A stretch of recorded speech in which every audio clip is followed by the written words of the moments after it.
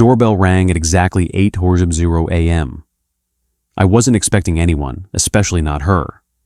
Standing on my porch was a woman with platinum blonde hair, a clipboard, and a look that screamed, "I'm in charge."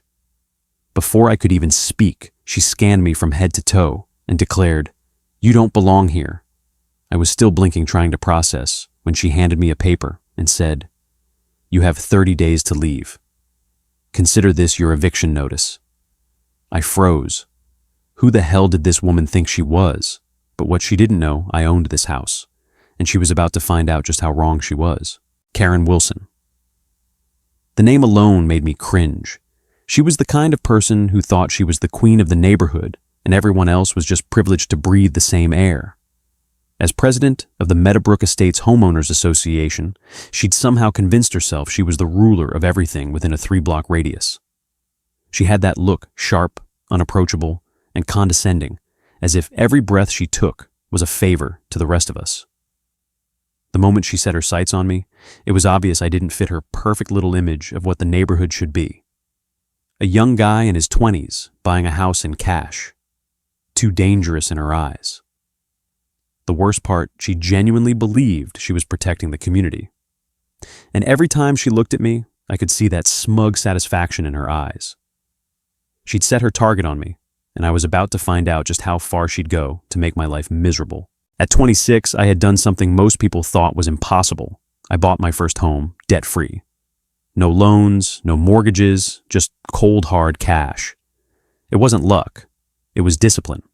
I had spent years living below my means, working remotely as a software developer, after college saving everything I could. I avoided the flashy lifestyle that my peers chased, focused on long-term goals, and built a solid foundation for myself.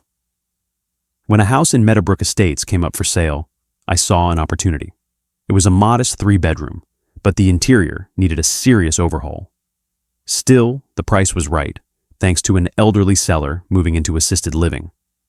I made a clean, all-cash offer, and within 30 days, I had the keys in my hand. I was excited. This was my first home, a place I could finally call my own. I expected peace, a fresh start, but that wasn't what I got. From the moment I moved in, something felt off. As soon as the moving truck pulled up, I noticed a woman across the street, her eyes locked on me. Her phone pointed in my direction. She didn't wave, didn't offer a friendly hello. Instead, she stood there, judgment in her eyes, silently critiquing every move I made. I tried to brush it off. I was excited to get to work ripping out old wallpaper, replacing fixtures, and making the place mine. I wasn't concerned with drama, but within days, Karen, who I would come to know as the HOA president, began her passive-aggressive campaign. First, a note appeared on my door. "Your garbage cans are visible from the street." I checked. They weren't. Then another one, "Your lawn needs attention." I had just mowed it. The notes kept coming. Parking violations, holiday decorations that supposedly needed approval, and even complaints about my lack of decorations. Karen's surveillance didn't stop there. She drove by at odd hours, slowing down, snapping photos as if I was a criminal. I brushed it off at first. But the more she harassed me, the clearer it became. Karen wasn't just nosy. She was targeting me for reasons I didn't understand. It wasn't long before I realized this wasn't just some neighborly nuisance. This was a battle, and Karen. She was hell-bent on making my life miserable. The notes kept coming. Every time I thought Karen had run out of ways to make my life miserable, she came up with something new. First, it was the garbage cans, then it was the lawn, which I had just mowed, then it was complaints about my lack of decorations. It was like she had an entire checklist of petty offenses that I was apparently guilty of simply by existing in my own home. At first, I figured I could just ignore it. I wasn't doing anything wrong, after all. But when Karen's notes started getting more ridiculous, my patience began to wear thin. One afternoon, I found a letter on my doorstep that almost made me laugh out loud. It was a formal complaint about my holiday decorations. The problem? It was mid-March. There were no decorations. At all. I immediately thought about calling the HOA office to figure out if Karen had lost her mind, but the more I thought about it, the more I realized the HOA wasn't the issue here. Karen was. She'd hijacked the organization and made it her own personal tool to bully people. I wasn't the first one she'd targeted. I had overheard her gossiping about other neighbors slinging accusations about their lawns or parking habits, but I had no idea just how deep her vendetta would go against me. One morning I caught her in the act. I was inside my house when I noticed her driving by like usual. But this time she wasn't just cruising past. She was barely crawling by my house in her white SUV. Her phone out, pointed directly at my property, like she was trying to get evidence of some non-existent violation. The woman had no shame. I watched from the window, fuming. She was actively stalking me. I wasn't just her latest target. I was a game to her, a challenge she needed to conquer. But I wasn't going to give her the satisfaction of pushing me out of my own home. That's when I made the decision to fight back, and I wasn't going to do it quietly. I called my real estate attorney that evening. I told him what had been happening, the harassment, the fake complaints, the surveillance. He wasn't surprised. Karen is crossing a line, he said. Document everything. If she's filing false complaints or making up rules, you have a case for harassment. You need to have evidence. The next day, I installed security cameras around my property. I knew Karen would keep coming, but I needed to be prepared for when she inevitably crossed a line I couldn't ignore. I wasn't going to let her get away with her lies without a record of what she was doing. Sure enough, just a few days later, she appeared at my door again this time, with 2 other HOA board members trailing behind her. I had never seen these 2 before, but it didn't matter. I recognized the look in Karen's eyes. She was on a mission to take me down. "We're here for a compliance inspection," Karen said, her tone dripping with authority as she tried to step past me into the house without even asking. I stepped in front of her, blocking her path. "You need an appointment and proper authorization for that," I said, keeping my voice steady. This was my home, and she had no right to barge in whenever she felt like it, her face flushed with rage. "I'm the president of the HOA," she spat, as if that made her invincible. "I have every right to inspect any property in this neighborhood." I shook my head. "No, you don't. Not unless you follow the proper procedures." I pulled out my phone and opened the HOA covenant document. "I've got the full covenant right here. Show me where it says you can come onto my property unannounced." Karen hesitated, her eyes darting to the 2 board members behind her, who looked more uncomfortable by the second. They exchanged uncertain glances, but Karen wasn't ready to give up yet. "There was a new amendment passed last month," she said, trying to bluff her way through. "Amendments require a 2-3 majority vote," I countered. I never received any notice about such a vote. "Did either of you?" I turned to the other board members. Neither of them said a word. They were silent, their eyes shifting uncomfortably from Karen to me. I wasn't about to let her get away with this. If there was an amendment passed, I should have received an official notice. But I haven't seen anything. Have any of you? No. I turned back to Karen. "So, as far as I'm concerned, this is a violation of my rights. I'm not letting you onto my property without proper notice." Karen's nostrils flared, her face a deep shade of red now. She clearly wasn't used to being challenged. Her whole demeanor was one of unshakable authority, and I could see her struggling to maintain control. But the 2 board members, now awkwardly quiet, didn't back her up. I took a deep breath. "Now I'm going to ask you to leave, and any future communication about violations needs to be in writing according to the HOA's rules." I opened the door wider. "I'm done here. Please leave my property." Karen opened her mouth, probably to argue, but I didn't give her the chance. I stepped back, and she finally seemed to realize she was losing this battle.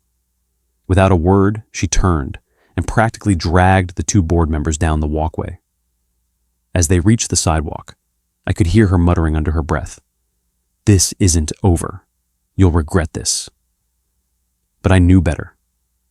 For the first time since this all started, I felt like I had control.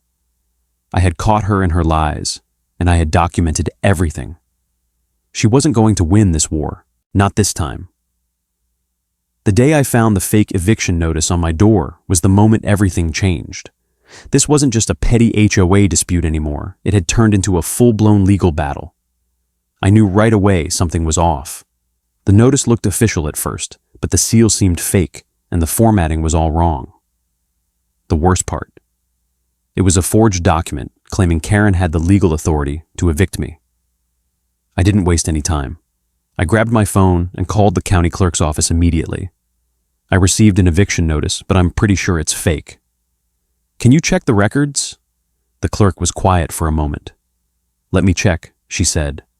After a long pause, her tone shifted. There's no record of any eviction under your name. You're right, this is a fraudulent document. I'll transfer you to the prosecutor's office. You need to report this. The blood drained from my face.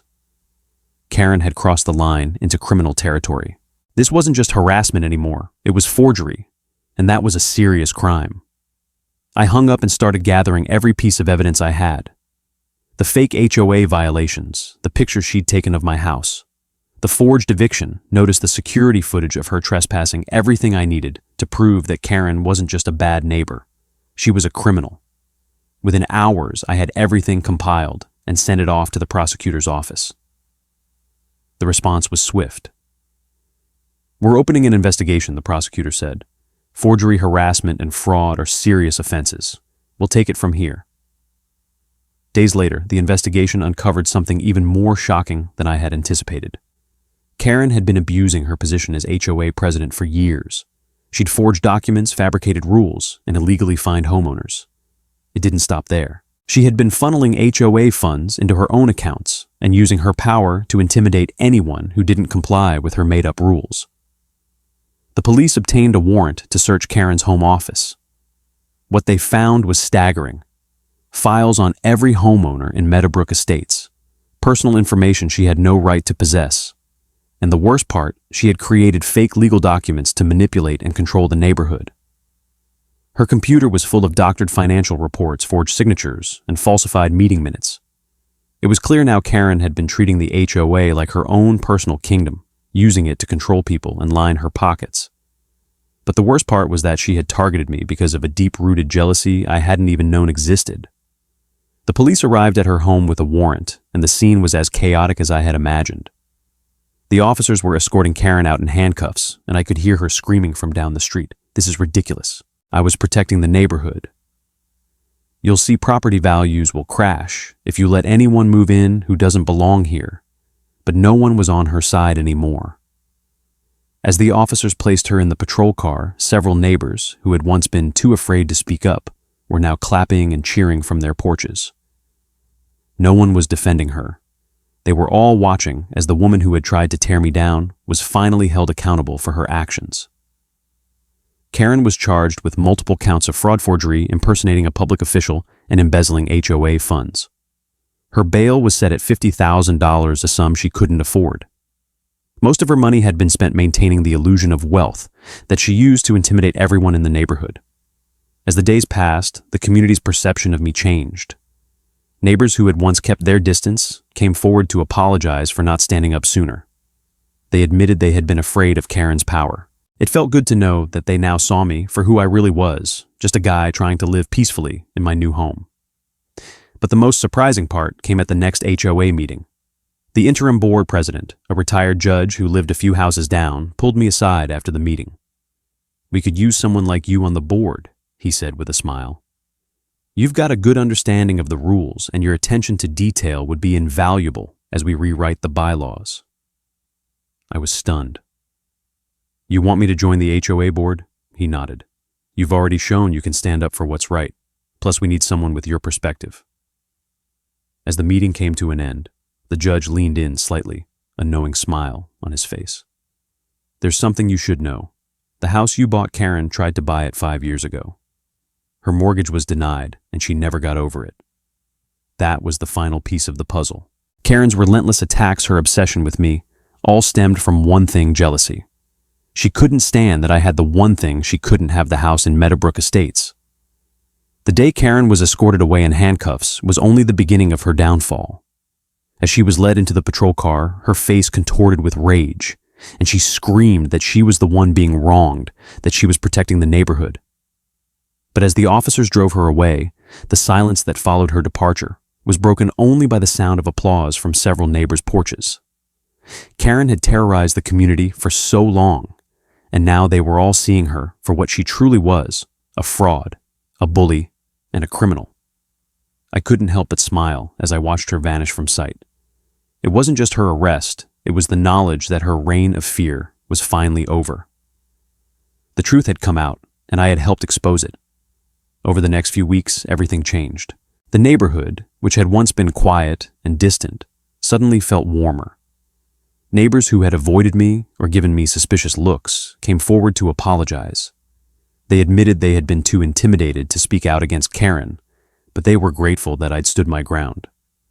Even the ones who hadn't said a word now saw me for who I was, just a guy trying to live peacefully in a home I worked hard for. The interim HOA board president, a retired judge named Mr. Stevens, took me aside after the next meeting. "Jason, we could really use someone like you on the board," he said, his voice friendly, but earnest. "Your attention to detail and your knowledge of the bylaws would be invaluable as we work to fix this mess Karen left behind." I was taken aback. "You want me to join the board?" He nodded. "You've already shown you can stand up for what's right. We need someone with your integrity, someone who can bring balance to this neighborhood again." I was hesitant at first. I never imagined I'd be involved in the HOA, much less leading it. But the idea of helping rebuild the community felt right. I agreed, and within a few months, I became an official member of the HOA board, working alongside Mr. Stevens and other residents to rewrite the bylaws and ensure that the toxic environment Karen had fostered was gone for good. As I walked through Meadowbrook Estates, I felt a sense of peace I hadn't known before. The neighborhood had become a place where I truly belonged. And the best part, Karen's absence left a void, one that was quickly filled with new energy. The HOA meetings, once a source of tension, now felt like opportunities to discuss ideas and improve the community. There was no more fear, no more whispers behind closed doors. But what I hadn't expected, and what I would come to learn later, was the reason behind Karen's relentless attacks on me. At the next HOA meeting, after things had settled down, Mr. Stevens pulled me aside once more. "You know, there's an ironic twist to all of this," he said, a smile playing at the corners of his mouth. I raised an eyebrow. "What do you mean? The house you bought Jason Karen tried to buy it 5 years ago," Mr. Stevens explained. "But her mortgage application was denied. She never got over it. That house became the symbol of everything she couldn't have, and she couldn't stand the idea of someone else owning it." I was shocked. All of Karen's attacks, her obsessive behavior, her hostility, it all stemmed from jealousy. She had seen me as a reminder of her own failure, and her need to tear me down had been driven by that bitterness. I let that sink in for a moment. The house I had worked so hard for, the house that was supposed to be my new beginning, had somehow become the focal point of Karen's insecurities and unhealed wounds. And I had unknowingly been her target because of it. But in the end, the joke was on her. I was still here living in the house she had once dreamed of owning, and I wasn't going anywhere. A few months later, Karen was sentenced to 18 months in prison for fraud, embezzlement, and other charges. She was also ordered to pay $50,000 in restitution to the HOA. Her carefully crafted facade shattered in front of everyone, and I couldn't help but feel a sense of justice. As I stood there, watching the community begin to heal, I realized something. The road to justice hadn't been easy, and there had been times when I doubted I'd make it through unscathed. But I had stood my ground, and in the end, I had won. I couldn't help but chuckle to myself. Karen had underestimated me, but in the end, the only thing she'd done was pave the way for my own victory. And as for Meadowbrook Estates, it was a neighborhood again, not a battleground. And I had a front row seat to the change.